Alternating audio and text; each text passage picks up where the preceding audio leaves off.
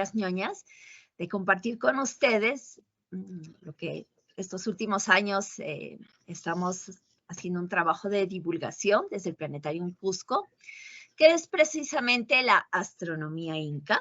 Y este es un asunto súper extenso, es un tema que a pesar de ser el menos estudiado dentro de la cultura inca, es el más fascinante, bueno, sobre todo para mí, ¿no?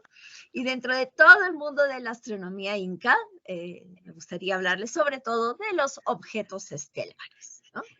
Que es lo que veían en el cielo. Bueno, yo soy Ana María Milla, soy directora del Planetarium Cusco. Mi formación en realidad es en administración de empresas, pero el camino de la ñoñez y de ser una groupie de la science, de la ciencia, nos ha llevado a estar haciendo un trabajo de divulgación científica. Lamentablemente acá en la ciudad no hay casi nada de grupos sobre lo que es el interés en astronomía, pero sí hay también un interés en lo que es la astronomía cultural inca y ahí estamos trabajando. Nuestro proyecto, a diferencia de otros planetarios en el mundo, es un proyecto de tipo privado que empezó en realidad como una empresa familiar. Y estamos 16 años trabajando. Yo lo considero el mejor trabajo del mundo. Me hace increíblemente feliz estar acá. Y es, por el contexto de Cusco y del turismo, un proyecto también de astroturismo, ¿no? Yo soy autora de 3 libros de poesía y tengo un libro para niños sobre las constelaciones oscuras, precisamente. Soy una orgullosa madre de 3. Soy artista floral y también, bueno, como les comentaba, poeta. Así que sí, vivo de estrellas, flores y letras. Sí se puede cuando uno quiere y tiene también algunos pies de la tierra a partir de la administración. El planetario es un proyecto precioso, es el único planetario en realidad de la ciudad. Estamos bien cerquita al centro de la ciudad, a 15 minutos de la Plaza de Armas, que es como que el lugar referencial, pero estamos en un parque, bueno, dentro del Parque Arqueológico de Sacsayhuamán, que es el centro arqueológico importante de la ciudad de Cusco, y dentro de una reserva ecológica, que es la reserva de Yauyipata. Entonces estamos en un ambiente natural arqueológico donde no podíamos mover nada. Hicimos el centro dentro de una casita que ya había porque no podía hacerse nueva construcción. Y acá es nuestro centro, donde tenemos 2 salas donde hacemos charlas dentro de lo que es la interpretación de la astronomía cultural, también un poco de astronomía observacional, digamos. Aunque no lo crean, ahí adentro tenemos un pequeño domo que hemos camuflado de 5.5 metros hasta 22 personas. Es pequeñito, pero como decimos acá, la casa es pequeña, pero el corazón es grande. A veces trabajamos 2 grupos en simultáneo. Y ya que estamos, que no tenemos mucha contaminación lumínica y que estamos en un lugar medio escondido, también hacemos la parte de observación con telescopios. 16 años de amor a la astronomía cultural. Desde hace 2 años estamos impulsando el proyecto de ser un planetario impulsado por la energía de las estrellas. Bueno, de una estrella, del Sol. Somos un planetario que está funcionando, digamos, de un sistema mixto todavía hasta que nos funcione perfectamente con energía fotovoltaica. Y dentro de lo que es las empresas, estamos también en camino a inscribirnos como una empresa de beneficio e interés colectivo o las de impacto socioambiental, ¿no? Y eso, bueno, esto es una foto de nuestro hermoso planetario. Los que están acostumbrados a observación, ahí van a ver la Cruz del Sur, los punteros, y bueno, acá es nuestra casita. La astronomía cultural. Es muy complejo porque estamos navegando en aguas turbulentas, digamos, donde la base de la astronomía cultural no precisamente va a ser estrictamente científica, porque no tenemos una fuente escrita que nos diga esto es lo que hubo, es decir, de primera mano. Hay una fuente escrita de manera no oficial del punto de vista de los cronistas, que no eran, bueno, nosotros, sino como que, bueno, los invasores Y algunas personas, bueno, que sí tenían una visión más compasiva en este proceso, pero que tenían una idea del mundo, del universo completamente diferente, ¿no? Entonces, ¿cuáles son nuestras fuentes? ¿Dónde estamos sacando la información para que este tema sea lo más creíble posible, ¿no? Las crónicas efectivamente sí son una fuente de información que se usa. La tradición oral, lo que ha sobrevivido en nuestros pueblos de lo que se dice que era, también es una de nuestras fuentes. Por supuesto, la evidencia arqueológica, porque hay que hacer muchos estudios y alineaciones de templos, de casas, y de lugares donde se puede evidenciar que haya marcadores de solsticios, de equinoccios y marcadores de estrellas principales o las más brillantes. Entonces, esto se tiene que hacer en trabajo de la evidencia arqueológica, que no es tan difícil porque en realidad la mayoría de la gente del pueblo tenía un conocimiento de observación Mami, muy el constante. arroz. Sí, abre. Oigo. Entonces, la evidencia arqueológica se hace porque el cielo se utilizaba más bien como un reloj y como un calendario. Entonces, hay mucho del conocimiento observacional que se tenía que hacer de todo lado, mientras el conocimiento un poco más profundo sí se tenía que hacer por los principales, por los más conocedores, ¿no? Y acá tienen que converger mucha investigación multidisciplinaria. Por ejemplo, en todo lo que estamos haciendo de las constelaciones oscuras, entre mucho de la antropología, de los estudios de ganadería, de los estudios de población, de creencias y muchas otras fuentes para complementar lo que es la tradición oral, las crónicas y la evidencia arqueológica. Bueno, a mí me encanta un poco poner primero en contexto qué es lo inca, ¿no? Y dónde se desenvolvió. Vamos a hacer un contexto muy breve, porque esto podríamos hablarlo horas, sobre el tiempo y el espacio. Ustedes saben, y quizás le va a resultar a algunos algo novedoso, que lo que conocemos como Inca, es un periodo de tiempo entre 1440 y 1532. Estamos hablando de menos de un siglo de desarrollo de una de las más grandes civilizaciones del mundo antiguo. Y esto a veces da pie a decir que fueron los extraterrestres que ayudaron, pero no, no fueron los extraterrestres. Lo que me gusta comparar o les quisiera indicar es de que en realidad lo inca es como que el último capítulo de una novela muchísimo más larga. Cientos de civilizaciones se han desarrollado antes de los incas, y civilizaciones que se levantaban y caían, principalmente por grandes crisis climáticas determinadas, uno de los factores principales, por el fenómeno del Niño y por nuestra mega biodiversidad, que hace nuestros ecosistemas sumamente frágiles. Lo inca, mis queridos hermanos, no solo es Perú. Acá, bueno, como que Cusco era el centro, la ciudad templo, la convergencia de los 4 caminos.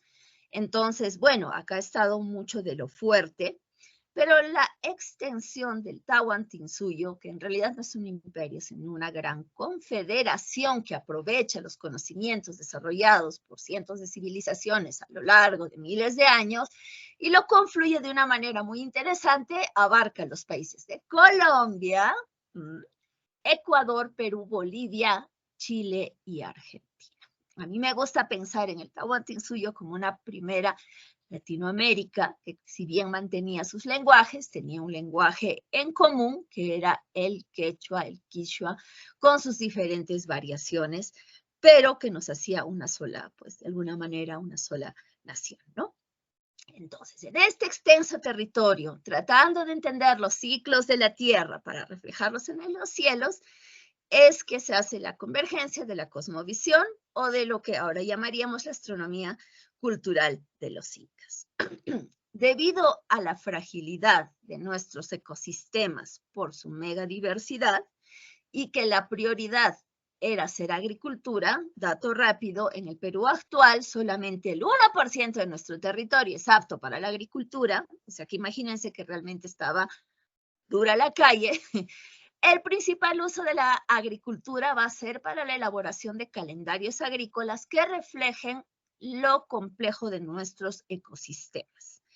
Si bien es cierto, como les decía, toda la gente tenía un manejo común, cotidiano de la observación estelar para determinar calendarios y horas y meses y años. Había un grupo muy sofisticado de lo que el cronista Felipe Guamampoma de Ayala llama los astrólogos poetas, que me encanta la definición, que eran los que podían hacer hasta predicciones del clima con la observación estelar, que lo vamos a ver en otra charla, ya en el encuentro de los astroñoños, como hacían la predicción del clima, ¿no? Entonces, resumiendo, como que lo más básico de la astronomía es ¿qué objetos estelares observar? Los objetos estelares se sienten como deidades, pero cercanas, ¿no? Son deidades visibles que podemos ver, que podemos de alguna manera sentir, y que son como padres, madres que están vigilando y protegiendo la vida del runa, del ser humano, ¿no? Hay conceptos espirituales y metafísicos mucho más profundos que también veremos en una siguiente charla, pero estos son como que los dioses visibles. Por ejemplo, van a estar, y por supuesto, el Sol, la Luna, había un conocimiento, por supuesto, de planetas, las estrellas, como grupos estelares y como constelaciones en el sentido de asterismos. Hay una observación de la Vía Láctea, por su posición privilegiada en el sur, y hay algo que es súper novedoso, que son las constelaciones oscuras, que son otro tipo de constelación que ha predominado. No somos los únicos, me encantaría decir que sí, pero no, pero que todos los que han observado las constelaciones oscuras sí son del hemisferio sur. Bueno, el Sol, todos hemos escuchado que era el dios principal, el Inti, pero para que vean que es una concepción mucho más compleja, el Inti solo indica el sol de mediodía. O sea, no es el Inti como un objeto como que el sol y lo adoramos, es mucho más profundo y el Inti significaría el sol de mediodía o en su máxima expresión. Es una fuerza en la visión inca masculino, porque esto varía en otras civilizaciones, aún de la selva acá mismo de Perú, pero acá en lo inca es una entidad masculina que tiene la fuerza fecundadora que va a fecundar a la Pachamama, a la madre tierra, pero es de nuevo el sol en su máxima expresión. La posición del sol en el cielo determina los puntos cardinales de esta manera. Anti es el sol de la mañana, entonces representa al punto cardinal del este. Y Kunti representa el sol de la tarde o el punto cardinal del oeste, ¿no? Y esto es muy fácil de comprobar en un estudio básico sobre la cultura inca, que el Antisuyo y el Kuntisuyo eran dos de las 4 regiones del Tahuantinsuyo. Y es el Antisuyo y Kuntisuyo, y es el Collasuyo y Chinsuyo, ¿no? Como norte y sur. Algunos investigadores, ya no de manera, digamos, tan científica, sino simbólica, metafísica y más cosas, afirman que dentro de la cosmovisión andina, el sol se le veía como una representación diferente de lo que es el agua. Y esto es sumamente curioso. Yo decía, ¿cómo? Cuando me enteré, y bueno, hay toda una justificación en cuanto a su simbología, de que por qué sería el agua, porque sin sol no hay vida, y sin agua no hay vida, y se necesita el calor al igual que el agua para producirla, pero a mí se me hace sumamente interesante, y por ahí que hay algo, o que por ahí es casualidad, pero que el sol tiene un componente de hidrógeno, Y el agua también tiene un componente de hidrógeno. Así que a partir de ese punto de vista, ya no me ha parecido tan descabellada esta afirmación. Por ahí hay algo de química sobre la vida, pero que me ha parecido sumamente interesante, ¿no? El Sol determina el calendario más importante del año a partir de 4 fechas principales, que son los solsticios, el Inti Raymi y el Kappa Raymi. El solsticio de invierno es el Inti Raymi en junio y representa a un sol viejo, a un sol que está muriendo, al cual hay que hacerle homenajes, hay que hacerle rituales. Esa noche se tiene que cuidar las semillas. Y el Inca, su hijo directo, porque todos también éramos hijos del sol, pero como que su hijo directo tenía que encender un fuego nuevo para empezar el nuevo año. Entonces, el solsticio de invierno, que en el sur es en junio, determinaba el año nuevo en el Inti Raymi. El Kappa Raymi, el solsticio de verano en diciembre, es una celebración más bien para el hijo del sol o el sol bebé, o el sol que está así chiquito, con el Kappa Raymi, donde se le hacía muchos regalos al Hijo de Dios, el Taita Inti, ¿no? Los equinoccios están mucho más relacionados con festividades agrícolas, pero no hay suficiente información para decirles estos serán los nombres y estos se celebraban. Esto es una información que más o menos lamentablemente se ha perdido. Se calcula que el solsticio de primavera sí estaría dedicado a la colla o a todas las mujeres y al rol que ellas tenían en la sociedad, ¿no? Estas 4 celebraciones eran profundamente rituales, pero no estaban alejadas de la agricultura y de todo lo que es el simbolismo. Vamos con la luna. La luna en la visión inca andina sí se la ve de una naturaleza femenina y también como una fuerza fecundadora y de los embarazos y de la reproducción, ¿no? La luna está también profundamente relacionada con la agricultura en sus diferentes ciclos, ¿no? Brevemente, hemos rescatado esto que todavía se usa por acá. Tú vas a sembrar en luna llena cuando las plantitas que estés sembrando vayan a crecer encima de la tierra. Y vas a plantar en luna nueva lo que va a crecer debajo de la tierra, como las papas y las yucas, ¿no? Entonces, era súper complejo, tanto así que hasta ahora se ha hecho un registro de más o menos 17 nombres de los diferentes ciclos lunares. O sea, no había 4, una nueva y una 4, que 7, no. Había hasta ahora lo que se sabe, un registro de 17 nombres y eso indica la sofisticación que se desarrolló en cuanto a las tradiciones agrícolas con respecto a la luna y a los calendarios lunares. Los calendarios lunares determinan, por supuesto, la duración de los meses y marcan las actividades como que de cada mes. Se decía, este es el mes de sembrar, este es el mes de cuidar, este es el mes de regar, este es el mes para casarse, y todos esos meses estaban determinados por la luna en ciclos, ¿no?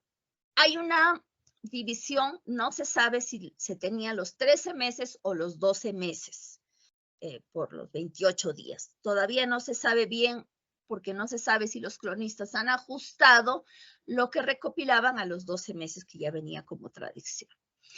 El sol, la luna, representan lo más claramente, lo más profundamente a esta complementariedad del mundo andino, de los opuestos complementarios, ¿no?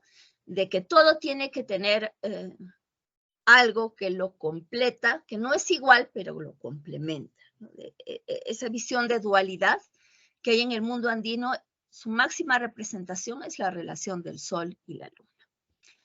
Los planetas también tienen una tradición sumamente hermosa. Ya solamente por observación se sabe que eran reconocidos en las culturas antiguas. Solamente con observación se va a saber que los planetas son diferentes al resto de las estrellas. Acá, pues, le llamábamos los Purikoidyur, que significan las estrellas caminantes, También dentro de la gran tradición de peregrinajes que existe en el Ande, también se le puede considerar como las estrellas peregrinas. Los planetas que se ven a simple vista, desde acá, recordemos que estamos en Cusco y en esta zona, digamos, prácticamente es tropical, estamos cerca de la línea ecuatorial y se van a ver 5 planetas visibles. En otros lugares mucho más al norte, Mercurio no se ve. Entonces, como que a veces no se lo considera, pero acá desde el trópico sí lo vemos. Entonces vamos a empezar con Venus, que es Chasca. Si bien es cierto, Chasca en la actualidad es un nombre para las niñas, en el estudio de la astronomía se le considera que no tiene género. No se sabe si es varón o si es mujer. Es como un nieto del Sol, no su hijo, pero el nieto del Sol, como los abuelitos que andan con su nieto pequeño y el nieto le hace todos los encargos, ese es Chasca. Es una suerte en un concepto moderno de asistente personal del Sol. ¿Por qué? Porque cuando el Sol se va, se queda un rato más mirando que todos estemos cumpliendo las cosas, aunque Taita Inti no esté, está verificando las últimas cosas y a veces sale antes del Sol para preparar la llegada del Taita Inti. Entonces se le consideraba un asistente del Sol. Marte es el guerrero. Nosotros asumimos que se repite esto en muchas culturas por el color rojo del planeta, ¿no? Que es el guerrero, o en su traducción literal sería el enemigo. Saturno es Jauja y es supuestamente el que hay que estar viendo porque trae pestes, trae enfermedades. Júpiter, sin embargo, tiene una visión totalmente opuesta y Júpiter es Pirua o el cuidador de los cultivos. Es como un espíritu que baja a cuidar los diferentes cultivos. Sin embargo, observacionalmente hay evidencia que algunas veces no se les identificaba perfectamente a Saturno y Júpiter y muchas veces se los confunde entre ellos dos porque son bastante parecidos cuando cambian el brillo o están más o menos por las mismas zonas en el cielo. Mercurio es sumamente curioso porque aparece brevemente en la salida o en la puesta del sol y sus apariciones son también por periodos muy cortos. Así que se asumía que era el protector de los comerciantes, de la gente que venía en grandes caravanas para hacer intercambios de productos, porque al igual que ellos, se aparecía un rato y se iba, y no lo iban a ver en muchísimo tiempo más, y de pronto volvía a aparecer un breve tiempo y se volvía a ir. Entonces, lo relacionaban con ese concepto, ¿no? Luego, tenemos estrellas, grupos estelares y constelaciones. Había estrellas que se nombraban individualmente, como precisamente Sirio, que obviamente, porque en muchas culturas antiguas se repite este concepto, es una estrella sagrada, Wilkawara, porque es la más brillante del cielo y porque también como que sus periodos de aparición coinciden con momentos de siembra, de cosecha, en nuestro caso más de siembra, ¿no? Grupos estelares, nos gusta llamar a los grupos que no sabíamos si les daban o no les daban una forma. La Cruz del Sur no tenemos la certeza que le hayan dado una forma en específico, sobre todo como se ha venido afirmando los últimos años con investigadores que le quieren dar una cuadratura perfecta a la Cruz del Sur, porque obviamente no la tiene. No hay indicación de que fuera algo así dibujado, entonces preferimos catalogarlo como dentro de un grupo estelar. Con los dibujos de un cronista también, Pachacutillán Quetzalcamaiwa, lo vamos a identificar como una chacana menor de uso agrícola, incluyendo a los punteros Alfa y Beta Centauro. Hasta ahora hay una tradición en Cusco de la velación de la cruz, que parece que fue la tradición cristiana que reemplazó a la velada, o sea, a una noche que se esperaba la salida ilíaca de esta cruz. Orión también no se sabe si tenía forma, por eso nos gusta o preferimos ubicarla dentro de los grupos estelares. Sería una chacana mayor o una chaca Hanan, un puente a los cielos. Las colcas también son un grupo estelar muy amado, que era la representación de donde se guardaban los alimentos, y constelaciones como dos Amarus, Amaru Yakumami y Amaru Sachamama, en la Osa Mayor, que acá la vemos invertida, y en Escorpio, y la Lira como una pequeña llamita de plata. Estas sí son constelaciones como representadas con asterismos, pero teníamos de los tres. La Vía Láctea. Me encanta la Vía Láctea. Tenemos una visión absolutamente privilegiada de lo que es la Vía Láctea en el hemisferio del sur, porque vamos a ver muy claramente desde el centro de la galaxia, que es como que la parte más brillante, hacia el otro brazo y en algunos momentos cruzando el cielo como un puente. Acá se lo veía, como en algunas tradiciones de Oriente, como un gran río celestial. La Vía Láctea no era un camino de leche, sino un río celestial y, por supuesto, un río sagrado. Este río es el Hatun Mayu, el gran río de los cielos, que la leyenda indica que una vez al año se alinea con las montañas sagradas para llenar con agua blanca, o sea, nieve, las montañas para que naciera un río sagrado opuesto y complementario, de nuevo la dualidad, aquí en la tierra, que es el Wilcamayu, ahora llamado Wilca Unuta o Vilcanota, que es el que forma el Valle Sagrado, que está aquí al ladito al Cusco.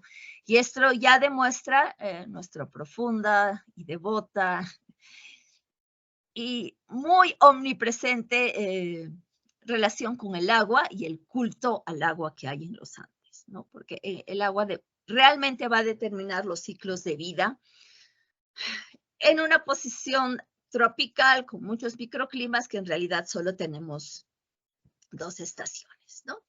Este es el Hatumayu. El Hatumayu, bueno, es el río celestial dentro de del río celeste. Ustedes pueden observar como unas manchas, ¿no? Estas manchas no son espacios vacíos, son acumulación de gas, polvo interestelar, conocida como materia, no es materia, materia negra, no materia oscura, ¿no? Que son tanto polvo que no deja que la luz del otro lado llegue a nosotros, ¿no? Al estar en contraste con el brillo de la Vía Láctea es que se hace tan evidente. Todos los personajes que vamos a encontrar aquí nos hablan de cómo es la vida en los Andes, una vivencia netamente comunitaria. Todos los personajes de alguna manera aquí interactúan en comunidad. Lo más cercano que tendríamos a un zodíaco, que me preguntaron el otro día, es encontrar a estos personajes que son arquetipos también de lo que era la vida en los Andes. Y el entendimiento que la vida es un eterno camino de crianza. Acá se cría la vida, así como a ti te criaron tus papás, tú crías a tus animalitos, y en un momento los animalitos te enseñan algo y las montañas y la vida también te enseña algo, entonces es un proceso permanente de enseñar y aprender. La más bonita, la más conocida, tiene un ojo brillante, que es Alfa Centauro, una cabecita, orejas, cuello largo, y es precisamente como ven aquí a la llama negra, ¿no? Si está clarita, mírenla, mírenla. ¿Ves? Está clarísima la llamita ahí, como les digo. No la pueden perder, y el ojito brillante es el que se ve ahí, es como Alfa Centauro. He encontrado, porque tenemos que estudiar mucho de la parte antropológica acá, una leyenda que dice que las llamas no son un regalo de los dioses, son un préstamo. Eso significa que como están prestaditas, las tenemos que cuidar y querer mucho, las tenemos que considerar prácticamente familia. Los auquénidos están perfectamente adaptados a los Andes y utilitariamente son increíbles. Las domesticadas son las llamas y las alpacas, que nos dan lana de diferentes calidades. La de alpaca es extraordinaria, nos dan carne, los huesos son para instrumentos, hasta musicales, pero también elementos para tejer. No dañan el ambiente, esas patitas chiquititas no depredan, no malogran, comen lo que puedan encontrar a 3.000, 4.000, 5.000 metros de altura, y hasta su popó nos es muy útil porque es un gran fertilizante. Entonces las llamas las tenías que querer muchísimo, las tenías que tratar prácticamente como familia. Si una llama no quería cargar peso, tú tienes que sentarte a su lado, hacerle cariñito, darle besito hasta que se quiera levantar. Porque la leyenda dice que el día que la última alpaca desaparezca de la tierra, los dioses se van a molestar tanto que van a arrasar con nosotros, ¿no? Entonces, en una familia era de buena suerte tener una llama negra porque va a garantizar la fecundidad, y se sabe que es una llamita hembra porque debajo de ella está la uñuyama, que es la llamita bebé. Es la única manera que tenemos desde acá hacia el cielo ver si la llama era hembra o macho, y acá la tenemos, ¿no? La leyenda tiene que ir, o el cuento, la historia tiene que ir relacionada. Ni en los cielos nos libramos de tener amenazas, y esta llamita está amenazada precisamente por un zorrito o un hato, ¿no? Este zorrito es muy bandido, dicen que mírenlo ahí todo bandido con sus ojitos tan pegados, los ojitos pegados serían la cola del escorpión, y está pues ahí mirando y esperando su oportunidad para cazar a las llamas, ¿no? Ay, sí, es un terrible. Entonces tiene que venir un héroe a salvarnos de esta historia, ¿no? Y es el pastorcito. Es el más claro que hay. Para mí es súper claro. Y si aprenden a ver la llama y el pastor, ustedes van a aprenderlo todo lo que necesitan sobre la Vía Láctea. Acá está como que con las piernas abiertas, el pecho, los brazos extendidos, la cabeza, y siempre hasta ahora se le ha considerado que es un pastor. En la punta de su huaraca o de su onda, vemos una estrella roja que dicen que es una piedra roja que le ha puesto a su onda. Esta estrella es nada más y nada menos que Antares del Escorpión. Y ahí lo pueden ver perfecto, muy cerca al centro de la Vía Láctea. Sin embargo, investigaciones que hemos estado haciendo el año pasado sobre libros de antropología, sobre camélidos, sobre llamas, sobre pastores, de un investigador muy famoso que es Flores Ochoa, nos hemos dado con la idea que a pesar de que el trabajo de pastoreo era tanto para adultos, para niños, para varones y mujeres, lo más probable es que no sea un pastor, sino una pastorcita. Que sea una niña valiente, fuerte, que corra y que defienda a su llamita como una huaraca. Y a mí, personalmente, me encanta la idea, porque se consideraba a las niñas las dueñas de la familia, o sea, no la dueña, sino la encargada de la familia de las llamas, como que era más frecuente darles este rol, y a mí me encanta. Y viendo desde los altos, ¿no? Un personaje que compartimos de manera muy amorosa con Chile, que nos encanta, que lo queremos mucho, viendo desde los altos, aún con su chalinita blanca, con su bufanda blanca acá, es el cóndor andino. El cóndor andino es el representante del Hanaj Pacha o del mundo superior, y es prácticamente un monje, porque es carroñero, no caza para comer. Entonces él es un personaje profundamente espiritual que está en camino a convertirse en un dios. Es un apuchín, es un semidios, que además es el messenger de las montañas, de las sagradas, de los apus, ya que entre montañas se mandan mensajes con cóndores. Dile a mi compadre que me mande 2 pumas. Entonces va el cóndor y le dice, y así interactúan. Otra vez vamos, por favor, hacia el lado de la llama, que está acá, como Alfa y Beta Centauro. En la Cruz del Sur, en esta zona que sí he encontrado la denominación científica, que se llama nebulosa oscura del saco de carbón, está un personaje que es la perdiz andina. Le dicen perdiz, pero en realidad no pertenece a la familia de las perdices, solo que cuando llegaron los españoles, todo lo que parecía si parecía lo que ellos veían, le nombraban, este debe ser igual que la nuestra, ¿no? Igual que un pingüino. La perdiz es bien deslucida, en realidad no tiene plumas, no tiene un canto bonito, vuela súper mal, su mejor estrategia es el camuflaje. Pero ¿por qué se le consideraba y se la protegía? Porque cuenta una leyenda que en los principios del mundo no hubo un gran diluvio, sino más bien un gran fuego que lo destruyó todo. Dicen que el Yutu, tan valientemente, agarró el arco iris y los escondió en sus huevos, ¿no? Porque los huevos donde van a nacer sus crías son bastante coloridos, ¿no? Y así salvó al arco iris. Entonces, en gratitud a ese acto de valor, pues, bueno, lo explican así porque sus huevos tienen colores, es que el Yutu en realidad es sumamente querido y protegido a pesar de que aparentemente no tiene mucha gracia. El siguiente personaje me encanta, lo amo, es un Hampatu, es el sapito. Aquí para noviembre, antes de que empiecen las lluvias, canta el sapo. Entonces es él en realidad el que va y sale de la tierra porque es hijo predilecto de la Pachamama, duerme casi todo el año con ella y sale para cantar para que venga la lluvia. Otra historia muy hermosa que he encontrado es de que en realidad cuando viene una plaga a atacar un cultivo de papas, es la Pachamama que convierte a las papas más grandes en sapitos para que se coman los insectos, ¿no?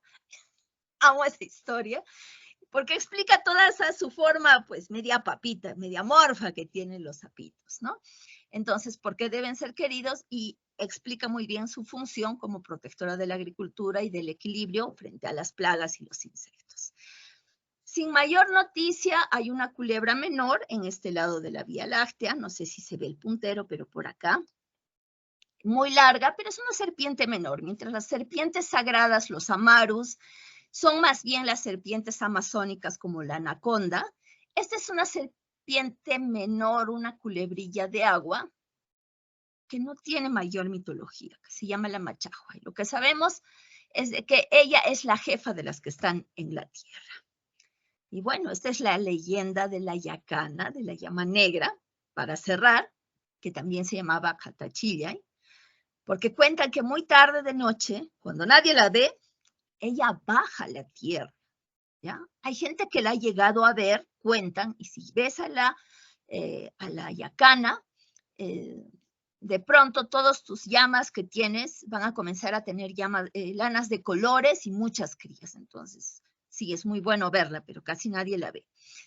Y baja a la tierra porque tiene mucha sed y toma agua de ríos, de lagos, de puquiales, de todo, hasta cuentan que se va al mar porque muere de sed.